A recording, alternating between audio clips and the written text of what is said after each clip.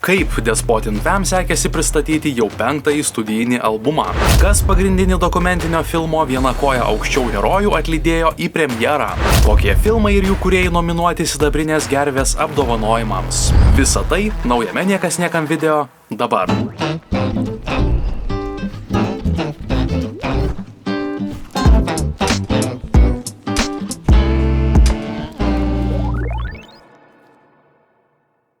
Balandžio 25-ąją Vilniaus K2 Comedy Club scenoje viena ryškiausių Lietuvos hip-hopo muzikos grupių Despotin Fam pristatė jau 5-ąjį studijinį albumą Drugeliai. Naujausią darbą kolektyvas pažymėjo gyvo garso koncertu, kuriame pirmą kartą gyvai nuskambėjo dalis naujų kūrinių bei vizitinėmis kortelėmis tapusios grupės dainos. Pasak grupės nario Vitalijaus Puziriovo, scenoje geriau žinomo kaip Viperis, albumo idėja pradėjo formuotis dar 2024-aisiais išleidus puikiai melomanų ir kritikų sutiktą albumą Geros naujienos. Jautėme, kad dar turime ką pasakyti. Iš pradžių galvojome apie tam tikrą albumo tęsinį, bet kūrybos procese supratome, kad bręsta kažkas naujo. Taip, per vasaros ir rudens kūrybinės stovyklas susidėliojo visas albumas. Drugeliai tęsė ilgametį grupės pomėgį ieškoti muzikalesnio skambesio. Kūryboje derinami džiazo elementai bei sudėtingesnės aranžuotės. Kadangi susibūrėme prieš daugiau nei 15 metų, per tiek laiko išmokome atsijoti nereikalingus sluoksnius. Dabar tiksliai žinome, ko reikia kūriniui. Šis albumas vainikuoja daugiau nei 15 metų mano, kaip prodiuserio ir visos grupės augimą, teigė Viperis. Akylesni klausytojai lengvai supras, kad nemaža dalis kūrinių kalba ir apie savimedikaciją, tam tikras jaunimo priklausomybės, legalumo ir nelegalumo santykį. Temas, apie kurias reikia kalbėti garsiai, nors jų vengia mūsų politikos atstovai. Albumo pasakojimą pradeda savotiškas naratorius, gamtininkas, kurį įgarsino Arminas Boguševičius, įvedantis klausytoją į simbolinį drugelių pasaulį. Atidarymo kūrinyje reta rūšis skamba išgalvotos drugelių rūšies istorija, kurios tikslas yra ne tik išgyventi, o augti, kaip ir pačių Despotin Fam. Beje, poroje albumo kūrinių taip pat skamba ir geros grupės draugės Evitos Cololo balsas. Albumo pristatymo koncertas sostinėje tapo svarbia drugelių kelionės dalimi. Ilgai nešiojausi tarpinę albumo būseną ant pečių ir negalėjau materializuoti, bet koncerto vakarą viskas stojo į vietas. Gyva scena labai išplečia mūsų muzikinės galimybės ir tai ypač jautėsi. Iš publikos grįžtantis ryšys leido suprasti, kad mūsų muzika jau gyvena savarankiškai, kitų lūpose, sakė Viperis. Albumą vinilinės plokštelės formatu išleido leidykla Green Lakes Pressing, o dalis tiražo pasirodė specialiu leidimu, pagamintų iš perdirbto plastiko. Grupė jau visai netrukus gerbėjus pakvies į savo vasaros pasirodymus, bei didžiausią karjeros koncertą šių metų pabaigoje.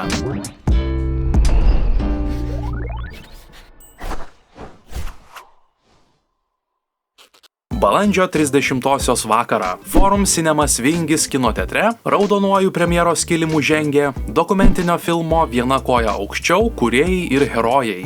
Pagrindinį filmo herojų Rapolą Micevičių lydėjo dvi svarbiausios jo gyvenimo moterys – mama Irena ir ką tik sužadėtine tapusi jo mylimoji Brigita.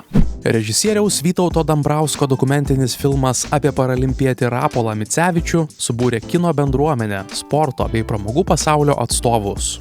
Vakaro atmosfera buvo šilta ir gyva, atkartojanti filmo nuotaiką.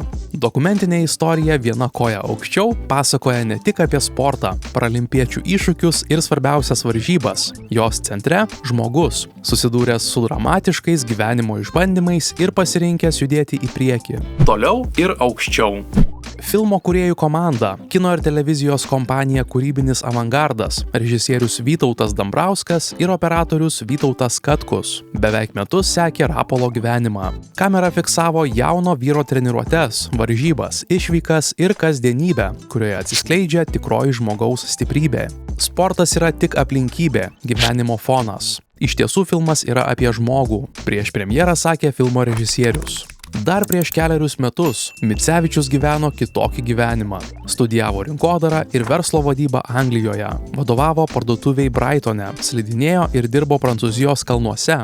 Kūrė fitneso klubą Gibraltare. Ten pradėjo plaukioti jėgos aitvarais. Būtent šis požiūris Rapolą atvedė į paralimpinį sportą.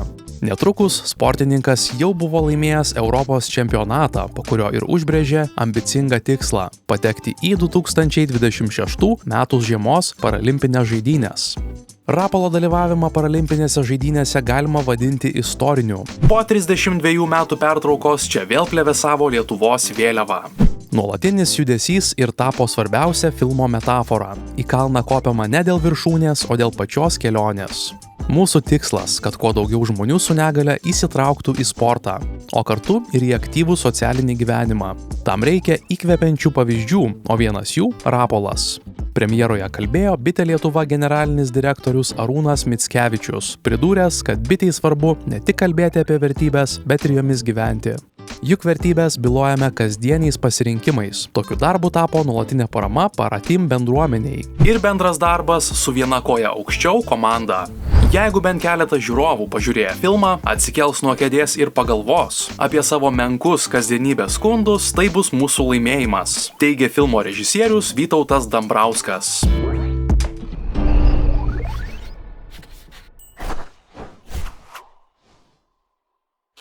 Balandžio 28-osios popietę paaiškėjo, kokie filmai ir jų kūrėjai šiemet nominuoti nacionaliniams kino apdovanojimams Sidabrinė gervė. Daugiausia nominacijų, net po 11, pelnė Jurgio Matulevičiaus drama Kinų jūra ir Karolio Kaupinio absurdo drama Badautojų namelis. Jau netrukus balsuoti už stipriausius ir labiausiai palietusius pasirodymus ekrane pradės Lietuvos kino industrijos atstovai, o geriausi darbai paaiškės gegužės 31-ąją Lietuvos valstybinio simfoninio orkestro koncertų salėje vyksiančios ceremonijos metu. Metų geriausius rinks kino industrijos asociacijų pasiūlyti bei savo kandidatūras pateikę kino industrijos atstovai, taip pat buvę Sidabrinės gervės laureatai. Ceremonijoje tradiciškai bus įteikti apdovanojimai 19 kategorijų, tarp jų žiūroviškiausio filmo bei dar 3 specialieji apdovanojimai. Auksinė gervė už viso gyvenimo nuopelnus, apdovanojimas už kino kultūros sklaidą bei Sidabrinės gervės kiaušinis už metų geriausią studento darbą. Anot renginių organizatorių, asociacijos Avaka ir Lietuvos kino centro šiemet apdovanojimams buvo pateiktos 72 filmų paraiškos, iš kurių net 68 perduotos svarstyti atrankos komisijai. Šių metų komisiją sudarė operatorius ir režisierius Linas Žiūra, prodiuserė Klementina Remeikaitė, režisierius Linas Mikuta, prodiuserė Giedrė Burokaitė, kino kritikė Rūta Oginskaitė, kompozitorius Linas Rimša, režisierius Gediminas Šiaulys, aktorė Gabija Jaraminaitė bei kino kritikė Neringa Kažukauskaitė. Diskusijų buvo daug ir įvairiapusių. Kinas nėra nuo mūsų gyvenimų atskirta erdvė. Jis glaudžiai susijęs su socialiniais ir politiniais klausimais. Todėl į filmus bandėme žvelgti iš skirtingų perspektyvų ir profesinių pozicijų. Daug diskutavome, nesikeitėme nominantus, vertinome filmų reikšmę ne tik nacionalinėme, bet ir tarptautinėme kontekste. Pasakojo Neringa Kažukauskaitė. Kasmet Sidabrinės gervės apdovanojimų vizualinis įvaizdis atitenka į Lietuvos menininkų rankas. Šių metų įvaizdį kūrė Taktika Studio kartu su menininkė Lina Disciplina. Kurdami šių metų įvaizdį nusprendėme sustiprinti pagrindinį apdovanojimų simbolį – gervę. Savo darbu norėjome suteikti jai kinematografiškumo, išlaikant paslapties šydą. Kūrybos procese gimė kelios skirtingos kryptis, tačiau viena priminė iliustruotojos Linos Disciplinos stilistiką, todėl nusprendėme pasiūlyti jai prisijungti prie kūrybos proceso ir pratęsti idėją. Mūsų ryšys su lietuvišku kinu artimas. Apdovanojimų metu turime už ką sirgti, nes įprastai būname matę visus nominuotus filmus. Tikiu, kad šis ryšys taip pat turėjo įtakos kūrybos procesui. Gal todėl šių metų įvaizdis gavosi šiek tiek nostalgiškas ir grynas, teigė Mantas Rimkus, Taktika Studio bendraįkūrėjas ir grafikos dizaineris. 2008 metais startavę ir jau beveik 20 metų vykstantys apdovanojimai kasmet suburia lietuviško kino bendruomenę ir jau yra įvertinę 100 kino kūrėjų.